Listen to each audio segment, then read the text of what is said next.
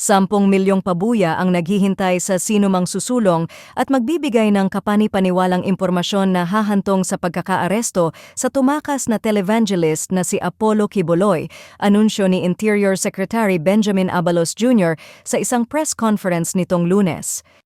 Nag-anunsyo din si Abalos ng tig 1 milyon na reward para sa impormasyon na tutulong sa pagtunton sa iba pang mga akusado sa kaso na sina Crescente Canada, Pauline Canada, Ingrid Canada, Sylvia Camañas at Jacqueline Roy. Dagdag pa ni DILG Secretary Abalos, ang mga nabanggit na pangalan ay mga pugante at sila ay pinaghahanap ng mga otoridad. Nagbigay rin ng babala ang Philippine National Police laban sa mga taong itinatago at tumutulong kina Quiboloy. Mariing sabi ni Abalos, ang batas ay batas, ang may kasalanan ay mananagot, at yan ang gagawin namin, Pastor Quiboloy.